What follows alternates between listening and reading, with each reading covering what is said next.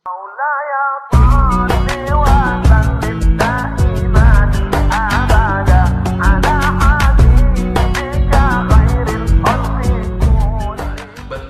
pertanian menyatukan orang dari berbagai macam suku. Prinsipnya, di mana ada gula, di situ ada semut. Kalau manis Sumatera Utara ini berdatangan orang. Tapi kalau sudah mulai pahit, orang Sumatera Utara pun berkeliaran meninggalkan Sumatera Utara. Tapi insya Allah sampai hari kiamat Sumatera Utara tetap manis insya Allah. Bumi-buminya masih subur. Dari mana Ustaz tahu? Begitu tadi masuk pintu gerbang, nampak saya terong. Terong. Hadis tentang terong ini ada. Al-bazinjan syifa'un min kulli da'. Terong obat dari segala macam penyakit. Tapi hadis palsu. Ada ustaz penceramah gitu nanti tak betul. Siapa yang membuat hadis palsu itu Pak Ustaz? Tukang jual terong. Biar terong itu laku. Itulah maka mesti sejalan pengetahuan tentang pertanian dan pengetahuan hadis. Karena kalau dia hanya belajar hadis saja, macam mana dia mau makan terong? Takkan beli terong seumur hidup. Kalau dia hanya belajar bertani saja, dibohongi ustadz tukang tipu. Ustadz apa? Ustadz yang tidak belajar ilmu hadis. Belilah terong, terong obat dari segala macam penyakit. Hadis palsu itu Pak Ustadz. Aku pun palsu juga gitu. Maka sejalan hebatnya kampus Universitas Islam Sumatera Utara, dua-dua itu sejalan. Karena di situ ada Universitas Islam. Jadi anak-anak kita yang belajar di kampus Universitas Islam Sumatera Utara, dia belajar kedokteran, dia belajar pertanian, dia belajar ekonomi, tapi identitas keislamannya tidak akan pernah hilang. Karena itulah awal, tertulis besar-besar di dinding. Sebelum masuk ke kantor Ibu Dekan, sebelah kiri, visi misi, dalam kurung visi wijihah, misi khutbah. Tertulis di situ. Bagi yang tak tahu visi misi bahasa Arabnya, datang ke Fakultas Pertanian. Fakultas Pertanian, bukan Fakultas Bahasa Arab, bukan UIN, bukan jurusan Bahasa Arab Fakultas Tarbiyah Universitas Islam Sumatera Utara. Di Fakultas Pertanian tertulis bahwa visi adalah wijhah dan misi adalah khutbah. Wijhah, kemana arah? Ya, anak-anak muda ini harus jelas. Kita udah lama nih hubungan, mau kemana di bawah arah hubungan kita ini? Visinya jelas tertulis di situ. Tapi semua orang bisa belajar ke Universitas Islam Sumatera Utara. Tak pernah dibatasi. Universitas Islam Sumatera Utara yang boleh belajar hanya Muslim saja. Tidak. Non-Muslim banyak belajar Pak Rektor. Ada.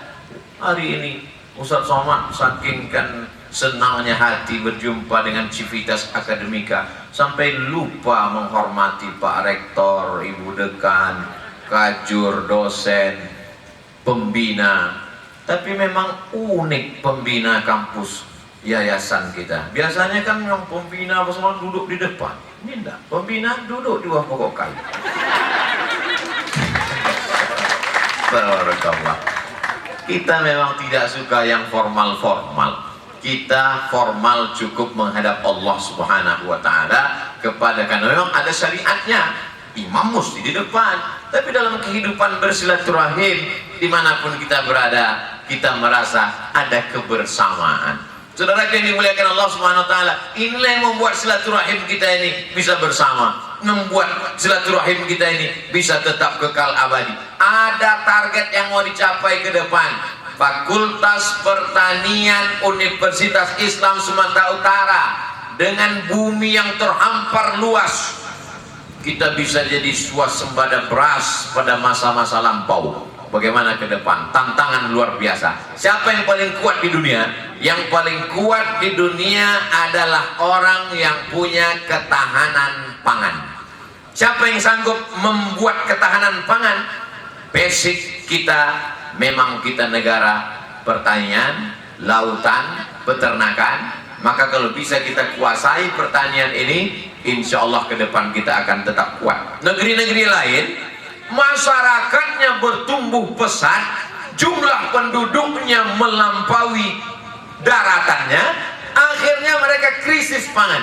Kalau orang sudah krisis pangan, dia akan mencari tanah kosong yang orang tak ada. Di mana itu? Kita inilah tempat itu. Tanah terhampar luas, hutan-hutan, lautan, tapi orangnya kurang. Maka serangan orang dari luar, biasanya masyarakat itu akan semakin solid, semakin kuat kalau dia merasa ada musuh dari luar.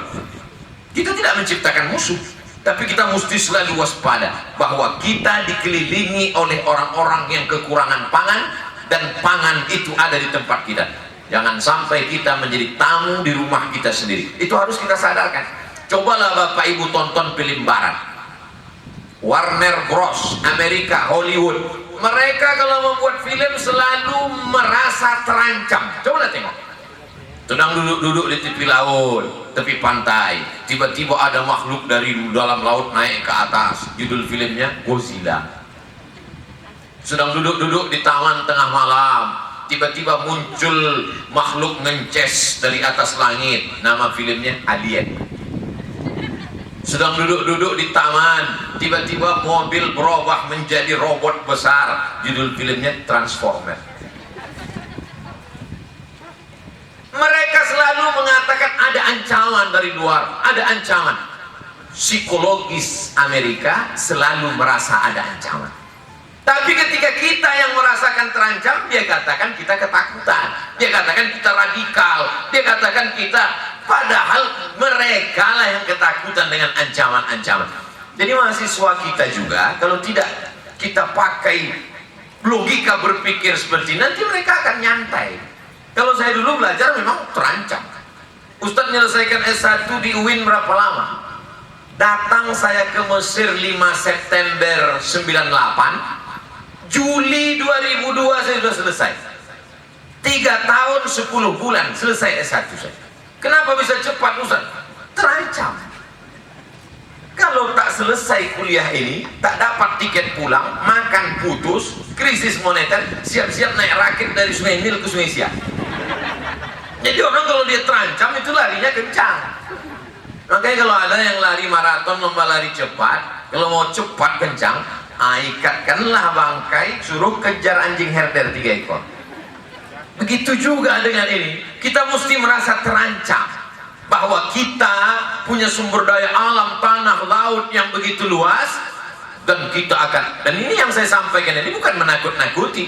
Ingat dulu ketika Ibu Menteri Kelautan mengatakan kalau ada kapal yang datang ke perairan kita, tenggelamkan. Itu ancaman, karena orang datang mau mengambil ikan kita, mengeksploitasi alam kita. Kita yang punya timah, kita yang punya batu bara, kita yang punya nikel. Tapi kenapa? Karena kita tidak punya SDM. Begitu juga dengan itu. Kau sudah lama kerja di bank ini? Udah 5 tahun Pak Ustadz. Apa kerja kau di sini? Teller. Teller itu mabuk. Enggak ngitung-ngitung duit nih Pak Ustadz. S1 dari mana? Fakultas Pertanian. Itu true story, kisah nyata, tapi bukan alumni UISU dari tempat lain. Gimana ceritanya dari Fakultas Pertanian jadi menghitung duit, dan yang dihitung duit orang pula? Oh, Ustadz menyepelekan kerja orang. Kerjanya itu halal, tak salah, tapi tidak pada tempatnya. Orang yang adil adalah pada tempatnya. Apalah cita-citamu? Aku mau jadi PNS Pak Ustaz. La ilaha illallah Muhammadur Rasulullah. Gimana kau mau membangun Indonesia? Ustaz ngomong gini kan udah keluar dari PNS Pak Ustaz. Aku PNS itu karena itulah cita-cita tertinggi almarhumah Umar. Orang tua kita itu kan kadang cita-citanya itu. Aku ingin kau jadi pegawai katanya.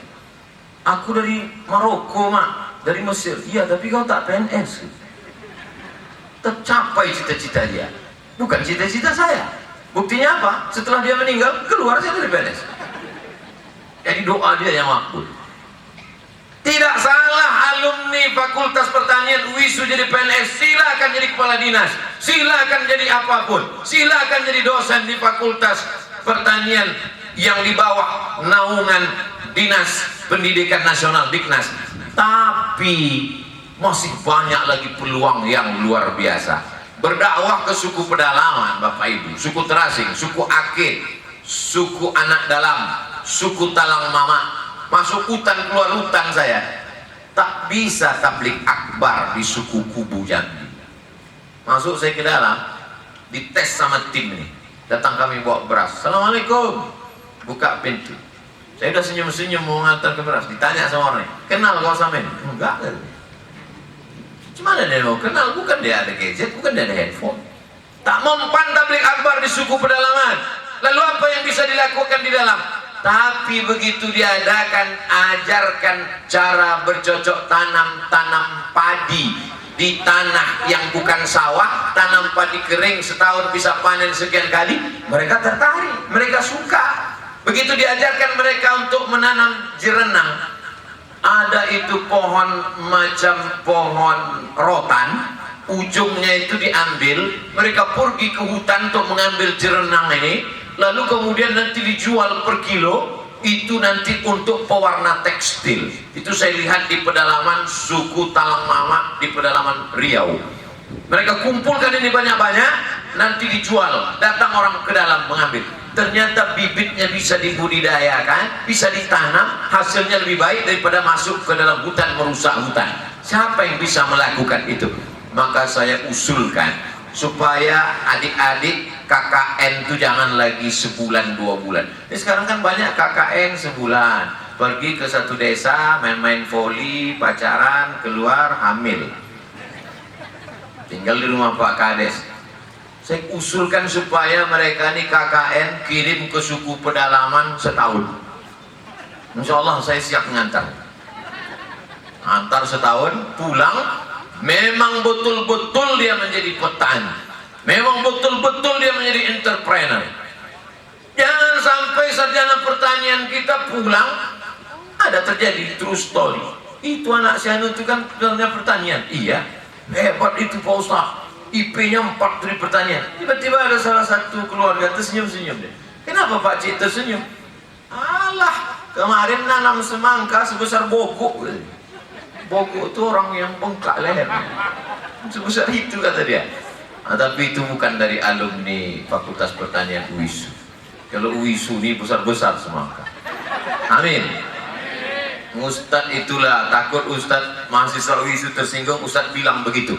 Saya tak pernah takut orang tersinggung. Yang saya katakan itu fakta dan data. Dari mana Ustadz tahu? Sedang terong aja bisa besar, apalagi semangka. Mereka belajar di Fakultas Pertanian Universitas Islam Sumatera Utara, bukan beternak di atas kertas. Apa maksud Ustadz beternak di atas kertas? Belajar di Fakultas Peternakan, bicara tentang ternak ikan, ternak menurut etimologi, menurut terminologi. Tapi pas ditanya, pernah kau ternak ikan? Pernah? Di mana? Ini makalahnya. Beternak ikan di atas kertas, mana bisa? Itu tidak terjadi di Fakultas Pertanian Universitas Islam Sumatera Utara. Mereka punya kebun, sengaja mereka menyemprot pas saya sedang ceramah, untuk menunjukkan bahwa mereka petani yang luar biasa. Macam tak ada aja waktu lain. Teruskan guys, mainkan, menunjukkan bahwa telinga kami mendengar ceramah, tapi pertanian ini mesti terus kami garap. Jadi bapak-bapak yang dari Sumatera Utara, dari mulai Tanah Karo sampailah perbatasan Riau di Kabupaten Labuhan Batu Selatan, Labusel, Labura. Begitu juga dengan siapapun yang menonton acara ini dari Papua, saudara-saudara yang datang dari timur Indonesia untuk mengembangkan sektor pertanian kalian. Ini ilmunya ada, bukan asal-asalan. Islam tidak mengajarkan ambil bibit, campakkan ke tanah, habis itu berdoa ya Allah. Nah, berusaha saja tak mau berdoa, sombong. Berdoa aja tak mau berusaha, pesong. Mesti seimbang, pesong itu mereng, gila. Maka ini ilmunya mesti dipelajari. Makanya ada prodi-prodinya, ada S2-nya. Supaya apa? Supaya dikelola ini tanah. Man qata'a sidratan, siapa yang memotong sebatang pokok kayu, sebatang pokok kayu dipotong, sawwaballahu ra'sahu finnar, disungkurkan Allah kepalanya ke dalam api neraka. Hadis sahih. Islam mengajarkan itu. Sebatang pokok kayu kau potong, disungkurkan Allah Ta'ala kepalamu dalam api neraka. Makanya datang ke Fakultas Pertanian UISU ini hijau, tak ada yang dipotong. Kenapa? Takut kena sungkurkan semua. Kau pikir dosa itu cuma berzina? Kau sangka dosa itu cuma pakai sabu-sabu narkoba? Kau pikir dosa itu cuma korupsi? Dosa memotong pokok kayu tanpa ada tujuan. Tapi kalau yang menjelaskan itu Abdul Somad, orang tak percaya. Tapi kalau yang menjelaskan itu sarjana pertanian dalam rangka penyuluhan ke masyarakat menjaga hutan kita, yang tampil ke depan itu sarjana pertanian. Dari mana? Fakultas Pertanian Universitas Islam Sumatera Utara.